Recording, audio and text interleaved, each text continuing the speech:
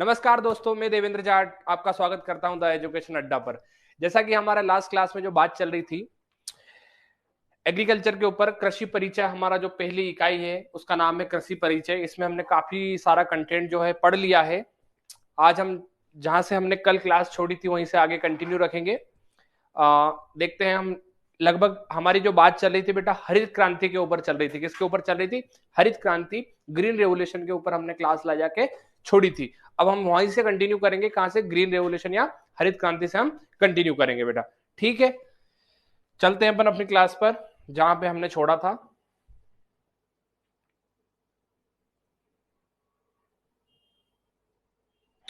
इसके अपनी बात चल रही थी हरित क्रांति। किसकी बात चल रही थी बेटा? हरित क्रांति के ऊपर बात चल रही थी। इसके पहले हमने क्या पढ़ा था? प्राचीन कृषि के बारे में देखा था और आधुनिक कृषि के बारे में हमने देखा था। प्राचीन कृषि के बारे में उसके एडवांटेज, उसकी विशेषताएं और उसकी कमियां, वो सारी मैंने आपको बता दी थी कि जो प्राचीनतम कृषि होती थी बेटा वो जीवन यापन के लिए की जाती थी। प्राचीनतम कृषि जो है जीवन यापन के लिए की जाती थी और आधुनिक कृषि जो है एक व्यापार के तौर पर आज के समय में की जाने लगी है। जो आधुनिक कृषि है बेटा ये व्यापारिक कृषि के रूप में आज के रूप में जानी जाती है। कमर्शियल फार्मिंग या व्यापारिक कृषि के रूप में जानी जाती है। ठीक है बेटा, अपनी बात चल रही थी हरित क्रांति आधारित कृषि। हरित क्रांति आधारित कृषि बात है सन 1966-67 की। कब की बात है बेटा? सन 1966-67 की बात है। सन 1966-1967 की समय की बात है।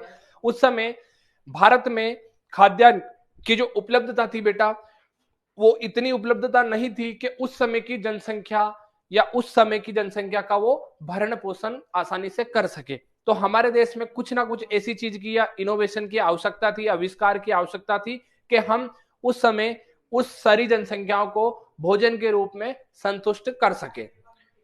क्योंकि उस समय क्या हुआ था बेटा, आधुनिक कृषि की ओर अपने पैर पसर तो गए थे, आधुनिक कृषि की ओर अपने पैर पसर तो गए थे, लेकिन उतनी उत्तम क्वालिटी के ना तो हमारे पास बीज थे, ना उतनी ही उत्तम क्वालिटी के हमारे पास उर्वरक थे।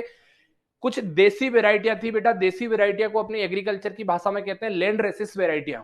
क्या बोलते हैं बेटा? एग्रीकल्चर कृषि की भाषा में बोलते हैं लैंड रेसिस वेराइटियां।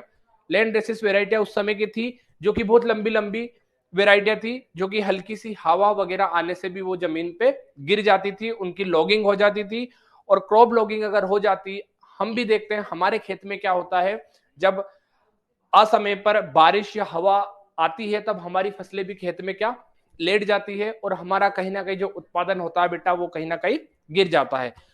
तो उस समय हरित क्रांति में एक नाम आता है बेटा, डॉक्टर MS स्वामीनाथन। क्या नाम है बेटा? MS स्वामीनाथन। स्वामीनाथन, MS स्वामीनाथन की अगर बात करें तो इनका नाम याद इसलिए रखना जरूरी है क्योंकि इन्हें 2024 में भारत रत्न देने का भी सेंट्रल गवर्नमेंट ने, केंद्रीय सरकार ने प्रस्ताव रखा है। मतलब 100% इनको इस बार भारत रत्न पुरस्कार से नवाजा जाएगा मरणों उपरांत। ठीक है बेटा, अब MS स्वामीनाथन की बात हो गई। इन्हें भारत में हरित क्रांति के पिता बोलते हैं। भारत में हरित क्रांति के पिता किसे बोलते हैं बेटा? MS स्वामीनाथन के। तो सर विश्व में भी हरित क्रांति आई होगी? हाँ बेटा, विश्व लेवल पर भी हरित क्रांति आई थी। तो विश्व लेवल की अगर बात करें, हम वर्ल्ड लेवल की बात करें तो उस समय एक वैज्ञानिक थे डॉक्टर नॉर्मन ई बोरलॉग। क्या नाम था वैज्ञानिक का? Doctor Norman E Borlaug. उन्हें विश्व में हरित क्रांति के पिता कहते थे। विश्व में हरित क्रांति के पिता कौन थे? Doctor Norman E Borlaug. और भारत में कौन थे बेटा? MS स्वामीनाथन। अब मैं तुम्हारा थोड़ा इस ओर ध्यान आकर्षित करना चाहूंगा पीपीटी की ओर। भारत में आजादी के बाद कृषि पर विशेष ध्यान दिया गया बेटा। जैसे मैंने आपको कल बताया था, योजना आयोग हमारा 1950 में बना था। योजना आयोग बेटा, प्लानिंग कमीशन कब बना हमारा? 1950। योजना आयोग, प्लानिंग कमीशन हमारा 1950 में बना, जिसे आज हम किस रूप में जानते हैं? नीति आयोग के रूप में। किस रूप में जानते हैं? नीति आयोग के रूप में जानते हैं। 1950 में जब योजना आयोग बना था उस समय इस योजना आयोग ने प्रत्येक 5-5 वर्ष की योजना बनाने का प्रावधान किया गया। कितनी योजना? कितने साल की? 5 साल की एक योजना कि हम इस 5 ईयर प्लान में या इस पंचवर्षीय योजना में इन चीजों पर ध्यान देंगे और इन चीजों पर हमारा ध्यान केंद्रित हम करेंगे। तो जो पहली पंचवर्षीय योजना थी बेटा, योजना आयोग के द्वारा जो पहली पंचवर्षीय योजना थी, उस पहली पंचवर्षीय योजना में सबसे ज्यादा ध्यान किस पर दिया गया बेटा? कृषि के ऊपर दिया गया। सबसे ज्यादा ध्यान किस पर दिया गया? पहली पंचवर्षीय योजना में कृषि के ऊपर सबसे ज्यादा ध्यान दिया गया, क्योंकि उस समय जनसंख्या तो प्रतिवर्ष बढ़ती जा रही थी, लेकिन खाद्यान्न उतना उपलब्ध नहीं हो पा रहा था। हम देश की जनसंख्या को उतना खाद्यान्न के रूप में संतुष्ट नहीं कर पा रहे थे। तो योजना आयोग की जो पहली पंचवर्षीय योजना थी, उसमें सबसे ज्यादा जो ध्यान केंद्रित किया गया बेटा, वो कृषि, सिंचाई और खाद उर्वरक, इन तीन चीजों के ऊपर किया गया। मेनली फोकस सेंटर में कौन थी बेटा? कृषि सेंटर में थी।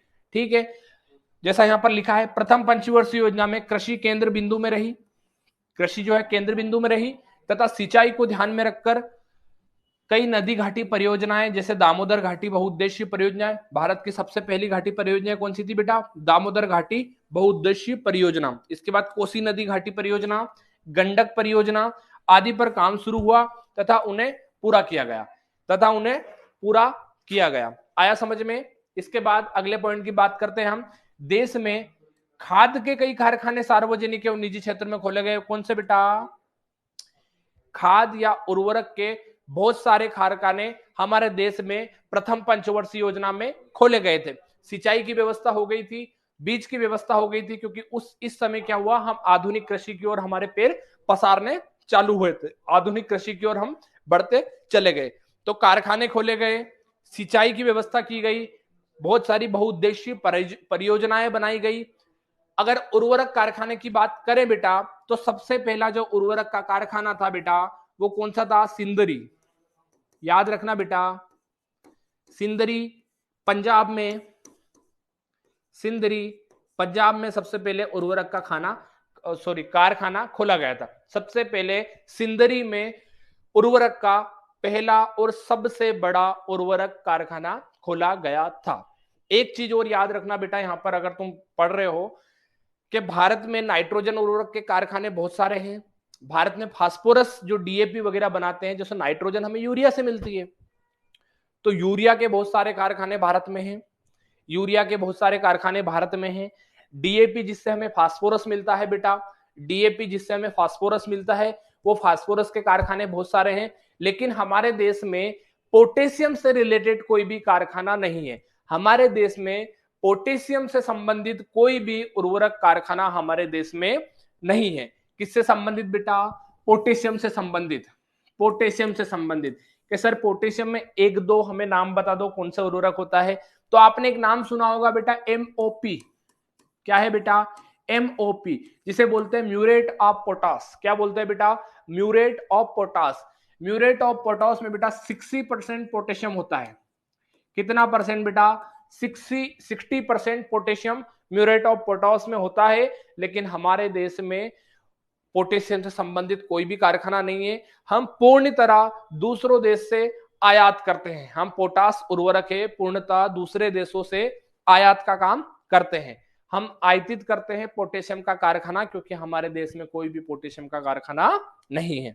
अगली बात करें बेटा, देश में सन 1950 से 1968 तक, देश में सन 1950 से 1968 तक का जो समय है बेटा, पूर्व हरित क्रांति युग के नाम से जाना जाता था। 1968 के जो पहले का समय था, क्योंकि हमारा देश 1947 में हुआ आजाद, हमारा देश 1947 में आजाद हुआ बेटा। 1947 या 1950 से लेकर 1968 तक का जो समय था, ये पूर्व हरित क्रांति युग के नाम से जाना जाता था। क्योंकि हरित क्रांति जो मेनली आई थी बेटा 1966 या 67 के लगभग हरित क्रांति हमारे देश में आई थी। 1967 या 68 में हरित क्रांति हमारे देश में आई थी। तो 1968 और 1950 का जो समय बेटा था, उसे पूर्व हरित क्रांति का समय बेटा कहते थे। यहां तक सभी को क्लियर है? अब अपन चलते हैं इससे नेक्स्ट स्लाइड पर। देश में 1968 से 1988 तक का समय हरित क्रांति युग, ग्रीन रेवोल्यूशन के नाम से जाना जाता था। जैसे मैंने आपको बताया था अभी कि हरित क्रांति का जो समय था वो मेनली 1967 या 1968 में आई थी। उसके पहले का जो समय था बेटा, वो हरित क्रांति के पूर्व का समय कहलाया। जो मेन हरित क्रांति आई थी बेटा, वो 1968 में आई थी। और 1968 से लेकर 1988 तक का जो समय है, 1968 से लेकर 1988 तक का जो समय है, यह हरित क्रांति युग या ग्रीन रेवोल्यूशन एरा कहलाता है। एक शब्द और याद रखना बेटा, जो ग्रीन रेवोल्यूशन ये हरित क्रांति जो शब्द है बेटा, एक वैज्ञानिक थे doctor William God. Doctor William God. कभी सभी प्रश्न पूछा जाता है कि बताओ हरित क्रांति शब्द किसने दिया था, तो जो हरित क्रांति शब्द है बेटा डॉक्टर विलियम गॉड ने दिया था। किसने दिया था बेटा? डॉक्टर विलियम गॉड ने दिया था। यहां तक क्लियर है? इसके बाद अगली लाइन में क्या लिखा है बेटा? इस कालांतर में कृषि क्षेत्र में सामान्य दर से प्रगति हुई। इस कालांतर में कृषि क्षेत्र में एक सामान्य दर से प्रगति हुई। कैसे हुई बेटा?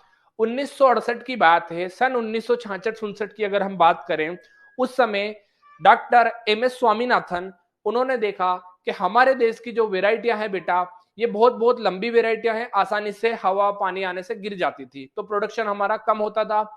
एक बात और याद रखना बेटा, जो हरित क्रांति आई थी हमारे देश में, उसमें मुख्यतः दो फसल का योगदान बहुत ज्यादा रहा। कौन सी दो फसल सर? तो हरित क्रांति जो दो फसल थी बेटा, वो एक तो गेहूं थी बेटा, एक गेहूं थी बेटा और एक धान थी। ये दो फसलें ऐसी थी, इसका हरित क्रांति में सर्वाधिक योगदान रहा। कौन सी बेटा? गेहूं और धान फसल का सर्वाधिक योगदान हरित क्रांति में रहा बेटा। ठीक है, यहां तक क्लियर है? अब क्या हुआ बेटा, 1966-67 में जब हमारे एमएस स्वामीनाथन जी ने ये चीज देखी, तो वो उन्होंने कांटेक्ट किससे किया? उन्होंने फोन किसको लगाया? कि उन्होंने फोन लगाया मेक्सिको में बैठे डॉक्टर नॉर्मन ई बोरलॉग को उन्होंने फोन लगाया। किसको फोन लगाया बेटा? डॉक्टर नॉर्मन ई बोरलॉग को उन्होंने फोन लगाया और बोला भैया हमारे यहाँ तो ये स्थिति हो रही है और लोगों के तो खाने के भी मादे पड़ रहे हैं, तुम देख लो तुम्हारे हिसाब से।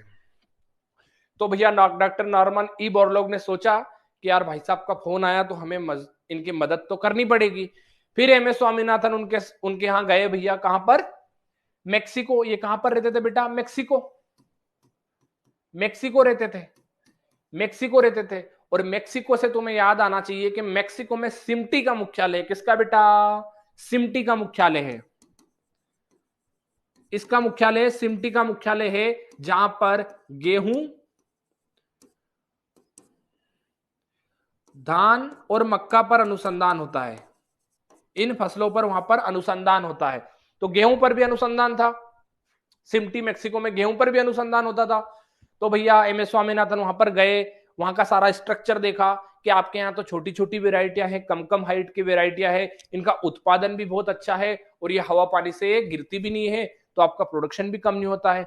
तो नॉर्मन ई बोरलॉग से बोले भाई साहब स्वामीनाथन जी क्या बोले कि सर अगर थोड़ी से अगर इनकी जो वेराइटियां हैं, जैसे गेहूं की कुछ वेराइटियां अगर हमें मिल जाती है थोड़ी बहुत मात्रा में, अगर हमें ये मात्रा में अगर ये वेराइटी अगर मिल गई, ये प्रजातियां अगर मिल गई, तो हम इन्हें ले जाकर हमारे देश में लगाएंगे।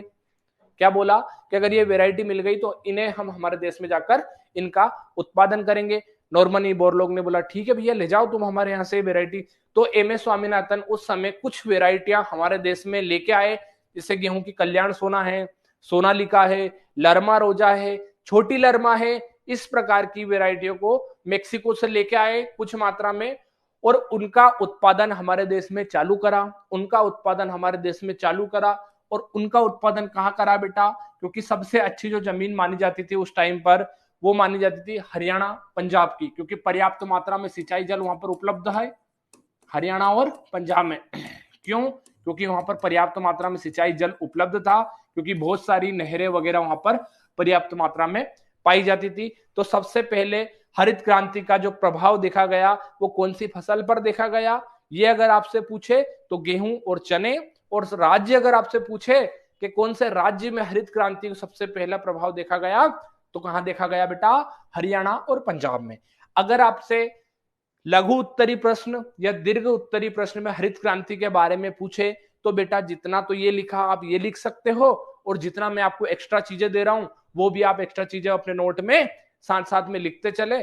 तो जो भी कॉपी चेक करेगा बेटा आपकी, जो भी 12th में आपकी कॉपी चेक करेगा, 11th में आपकी कॉपी चेक करेगा, वो कॉपी चेक करने वाले को भी लगेगा कि हाँ इस स्टूडेंट में बहुत ज्यादा नॉलेज है और आपको अन्य के मुकाबले कहीं बेहतर अंक वहां से अर्जित हो सकते हैं। अन्य के मुकाबले आपको कहीं अंक ज्यादा अर्जित हो सकते हैं। साथ में आपका कृषि विज्ञान का नॉलेज बढ़ेगा बेटा, साथ ही में आपका कृषि विज्ञान का नॉलेज बढ़ेगा, तो हो सकता है आने वाले समय में तुम और अच्छी अच्छी जगहों पर जा सको कृषि के क्षेत्र में। यहां तक क्लियर है बेटा? इसके बाद अगली बात करते हैं, परंतु इस दौरान कृषि के विकास के लिए आवश्यक आधारभूत ढांचा तैयार हुआ। प्रगति हुई, परंतु इस दौरान कृषि के विकास के लिए आवश्यक जो आधारभूत ढांचा रहता है बेटा, जैसे अगर मकान हम बनाते हैं तो मकान का सबसे पहले क्या बनता है, तो उसका फाउंडेशन तैयार होता है। क्या होता है बेटा? उसका फाउंडेशन तैयार होता है, उसके बाद ही हमारा मकान आगे बनता है। तो जब हरित क्रांति आई थी तो उस समय के कृषि वैज्ञानिक या सरकार, जो केंद्रीय सरकार थी, उन्होंने भी एक प्रकार की रणनीति तैयार की थी, हमें किस राज्य में कौन सी फसल लगाना है, कहां कहां पर कौन कौन सी चीजें लगाना है। अगर जो बाहर से विदेश से इंट्रोड्यूस वेराइटी अगर लाई तो उन्हें सभी जगह पूरे अपने इंडिया में जितने भी राज्य थे, उस टाइम पर 29 राज्य थे और 7 केंद्र शासित प्रदेश थे। क्योंकि जब 1968 की बात करें तो उस समय 29 राज्य भी नहीं थे बेटा, वो तो बाद में धीरे धीरे बंटवारे होते गए। कुछ उत्तर प्रदेश से उत्तराखंड बन गया, मध्य प्रदेश से छत्तीसगढ़ बन गया।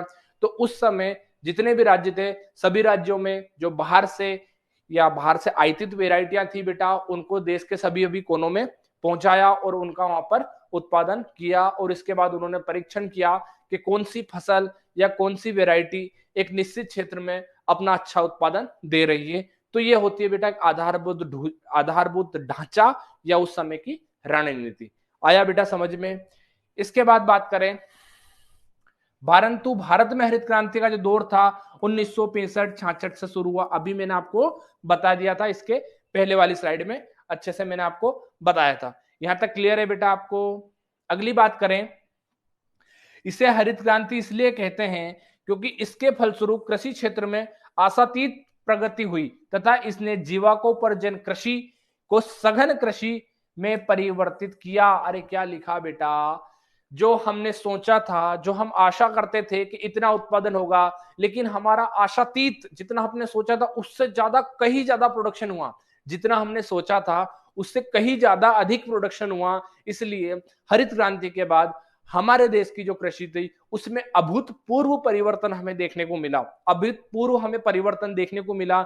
जो पहले हमारी कृषि थी वो कैसी थी बेटा? जीविका पार्जन कृषि थी, मतलब सिर्फ जीवन को चलाने के लिए कृषि करते थे। लेकिन उस कृषि को फिर किस में बदला? सघन कृषि में बदला, इंटेंसिव एग्रीकल्चर में हमने बदला। सघन कृषि या इंटेंसिव एग्रीकल्चर में हमने उसको चेंज किया। तो यहीं से जो हमारी जो पुरानी कृषि थी उसकी रूढ़िवादी नियमों को तोड़कर हमने व्यावसायिक कृषि या कमर्शियल फार्मिंग की ओर हम धीरे धीरे आगे बढ़ने लगे। ठीक है बेटा, आया समझ में? जहां पहले हमारा उत्पादन 1 एकड़ में 5 से 10 क्विंटल होता था बेटा, 5 से 10 क्विंटल होता था। 1 एकड़ में 5 से 10 क्विंटल प्रोडक्शन होता था। यह भी मुश्किल से बता रहा हूं, इसको 5 भी मत करो बेटा, इसको तो करो आप, है ना। 3 से 5 क्विंटल प्रोडक्शन होता था। 3 से 5 क्विंटल हमारा प्रोडक्शन होता था। वही हरित क्रांति के बाद जो बाहर से आई गई वेराइटियां थी और उसी वेराइटियों का फिर पादप प्रजनन केंद्रों में हमारे यहाँ पर विभिन्न विभिन्न प्रकार की वेराइटियां रिलीज की गई थी बेटा। तो आज उसी के मुकाबले हमारा जो 1 एकड़ का प्रोडक्शन होता है बेटा, वो लगभग 18 से 20 क्विंटल तक पहुंच चुका है। एक जनरल की बात कर रहा हूं मैं, एवरेज बात कर रहा हूं, कहीं कहीं तो इससे ज्यादा भी आपको देखने को मिल जाएगा। तो कितना अंतर आया बेटा? कहां 3 से 5 क्विंटल और कहां 18 से 20 क्विंटल हमें देखने को मिला है बेटा। बहुत सारी वेराइटी थी हरित क्रांति में। एक और पॉइंट लिख लेना अगर आपको लिखना है एक्स्ट्रा नॉलेज के लिए। हरित क्रांति में जो गेहूं की सबसे ज्यादा फेमस वेराइटी हुई थी बेटा, उस समय अर्जुन वेराइटी थी। कौन सी बेटी? अर्जुन वेराइटी। कौन सी वेराइटी बेटा? अर्जुन वेराइटी काफी उस समय फेमस थी। हरित क्रांति में अगर गेहूं की बात करें तो सर्वाधिक योगदान था, जो सर्वाधिक योगदान वेराइटी वाली कौन सी थी बेटा? अर्जुन। गेहूं की अर्जुन वेराइटी का सर्वाधिक योगदान उस समय हरित क्रांति में रहा बेटा। आया यहां तक क्लियर? अरे यहां तक क्लियर है? ठीक है, अब आगे बात करते हैं हम बेटा। इस कालांतर कृषि क्षेत्र में सामान्य दर से प्रगति हुई। अभी आपसे मैंने इस बारे में अपनी बात हो गई है। अब अपन चलते हैं नेक्स्ट स्लाइड पर। इसने भारत को खाद्यान्न आयात आयातक देश से खाद्यान्न निर्यातक देश में परिवर्तित करने का चमत्कारिक कार्य किया। ये पॉइंट याद रखना बेटा। पहले हम दूसरे देशों से खाद्यान्न को आयात करते थे, दूसरे देशों से खाद्यान्न हम बुलाते थे, दूसरे देशों से हम आयातित करते थे। उस समय हमारे देश के लोगों का पेट का भरण पोषण नहीं हो पा रहा था। ऐसी स्थिति हमारे देश में उस समय पर थी। जमीन थी, उपजाऊ थी, लेकिन नॉलेज नहीं था। इसीलिए उस समय की कृषि में और आज हरित क्रांति के बाद की कृषि में अभूतपूर्व परिवर्तन हमें देखने को बेटा मिला है। पहले के समय में दूसरे देशों से हम आयातित करते थे खाद्यान्न, लेकिन आज ऐसी कंडीशन है कि हम दूसरे देशों को निर्यात करते हैं। हरित क्रांति के बाद हमारा देश खाद्यान्न उत्पादन में पूर्णतः आत्मनिर्भर बना। कैसा बना बेटा? पूर्णतः आत्मनिर्भर बना। ठीक है। हरित क्रांति का आधार उच्च उपज देने वाली, अभी मैंने आपको बताया बेटा, उच्च उपज देने वाली, हरित क्रांति का आधार उच्च उपज देने वाली वेराइटियां जो कि हमने बाहर से बुलवाई थी उस समय। रोग निरोधक डिसीज रेसिस्टेंट वेराइटियां, रोग निरोधक डिसीज रेसिस्टेंट वेराइटियां। कैसी वेराइटियां बेटा? रोग निरोधक डिसीज रेसिस्टेंट वेराइटियां। एवं कम अंतराल में परिपक्व होने वाली फसलों की किस्में हैं। कम अंतराल में बेटा, कम अंतराल का मतलब होता है शॉर्ट ड्यूरेशन वाली। शॉर्ट ड्यूरेशन का मतलब होता है जिनका उत्पादन हम कम समय में ले सकते हैं। पहले 130 से 140 दिन लगते थे, वहीं आज हमें 90 से 100 दिन में उस फसल का उत्पादन मिलने लग जाता था। क्लियर है बेटा? यहां तक किसी को कोई डाउट? यहां तक किसी को कोई डाउट? अब अपन चलते हैं आगे बेटा। गेहूं की ऐसी किस्म का आविष्कार करने वाले महान पादप प्रजनन वैज्ञानिक नॉर्मन ई बोरलॉग का उल्लेख करना अनिवार्य बंद। अरे गधों, अभी मैंने आपको डॉक्टर नॉर्मन ई बोरलॉग का नाम लिया, अभी मैंने डॉक्टर नॉर्मन ई बोरलॉग का आपसे नाम लिया, ये नाम आ गया बेटा। सबसे ज्यादा योगदान किसका था बेटा? नॉर्मन ई बोरलॉग का था। इसके बाद अगर बात करें, बोरलॉग अंतरराष्ट्रीय मक्का एवं गेहूं विकसित केंद्र, इंटरनेशनल मेज and wheat improvement centre, Mexico. अरे अभी मैंने आपको बताया सिमटी, क्या बताया बेटा? सिमटी के बारे में बात की थी। वही सिमटी जहां पर मेज और व्हीट के बारे में एक इंप्रूवमेंट सेंटर है, जहां पर गेहूं और मक्का का अनुसंधान होता है। सिमटी मैक्सिको में। कहां पर बेटा?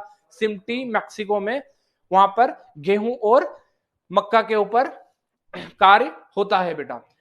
मेक्सिको में पादप प्रजनन वैज्ञानिक थे जिन्होंने पादप प्रजनन द्वारा गेहूं की सोनारा 64, कौन सी बेटा? सोनारा 64,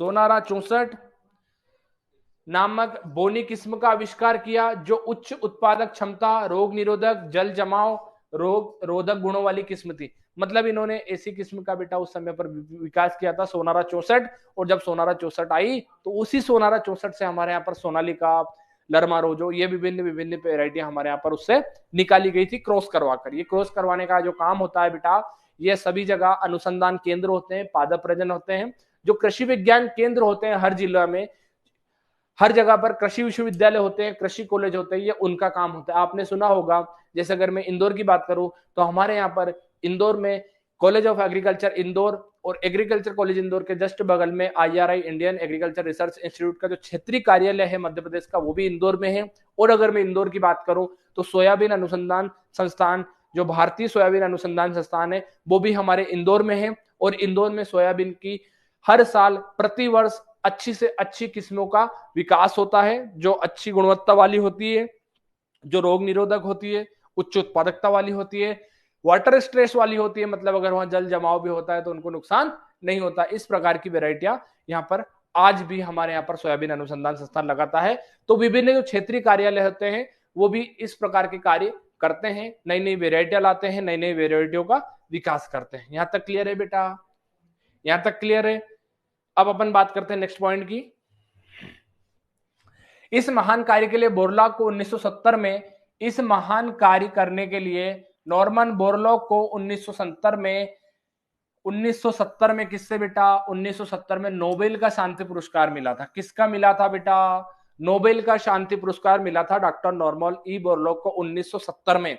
नोबेल पुरस्कार विभिन्न विभिन्न क्षेत्रों में दिए जाते हैं बेटा, उसी प्रकार एक क्षेत्र है शांति का क्षेत्र। अरे एक क्षेत्र है शांति का क्षेत्र, क्योंकि इन्होंने क्या किया था बेटा, नॉर्मन ई बोरलॉग ने अच्छी अच्छी वेराइटियां विकसित की थी, और अच्छी अच्छी अगर वेराइटियां विकसित होगी, अच्छा अच्छा हमारी फसल रहेगी तो अच्छा उत्पादन होगा हमारा, और अगर अच्छा उत्पादन रहेगा तो देश में भूखमरी की स्थिति नहीं आएगी, और अगर देश में भूखमरी की स्थिति नहीं आएगी तो देश में क्या बनी रहेगी, शांति बनी रहेगी। क्या बनी रहेगी, शांति बनी रहेगी। अगर देश में भूखमरी की स्थिति आ जाएगी कि खाने खाने की चीज तो एक है और खाने वाले 50 हैं, तो वो आपस में क्या लड़ मरेंगे बेटा, क्या करेंगे, आपस में ही लड़ मरेंगे। इसलिए पर्याप्त मात्रा में इनकी वेराइटियों के द्वारा एक पर्याप्त मात्रा में खाद्यान्न का उत्पादन हुआ, तो सभी लोगों की थाली में खाना पहुंचा, और अगर सभी लोगों की थाली में खाना पहुंचा तो वो देश हमेशा शांति और खुशहाल की तरह से खुशहाली रहेगा, शांति से और खुशहाली से रहेगा।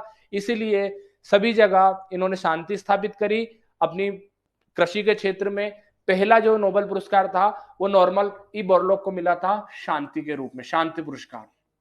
समझ में आया बेटा कि अगर खाद्यान्न रहेगा, खाना पीना रहेगा तो सब जगह शांति रहेगी, क्योंकि सबसे ज्यादा लड़ाई किसकी है बेटा, अरे इस पापी पेट की लड़ाई है। सबसे ज्यादा लड़ाई किसकी है, इस पापी पेट की लड़ाई है।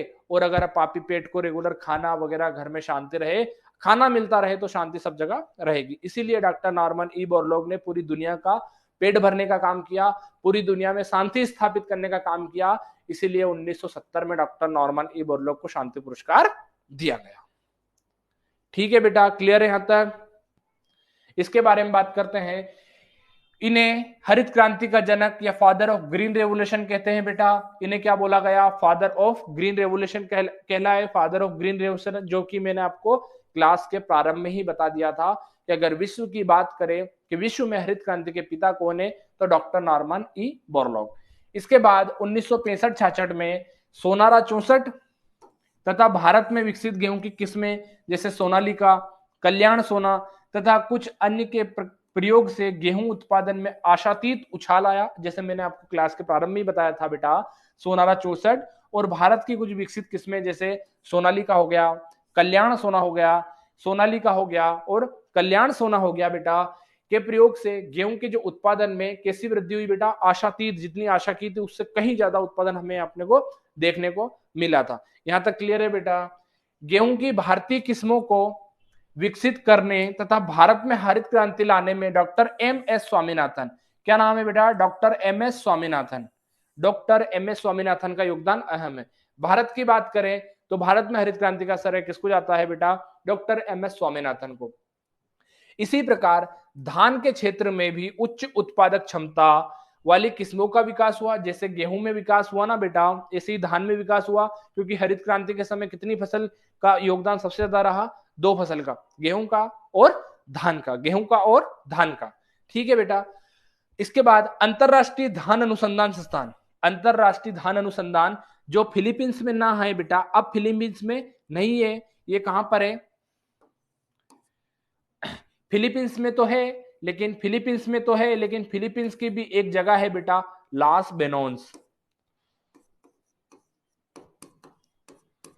पहले ये मनीला में था, पहले कहां था बेटा, फिलीपींस की राजधानी मनीला में था, लेकिन अब फिलीपींस की राजधानी मनीला में ना रहकर लॉस बेनोस में है। कहां पर है, लॉस बेनोस में इसका स्थानांतरित कर दिया गया। पहले मनीला में था, मनीला जो कि फिलीपींस की राजधानी थी वहां पर था, लेकिन अब ये कहां कर दिया बेटा, लॉस बेनोस में इसको स्थापित कर दिया।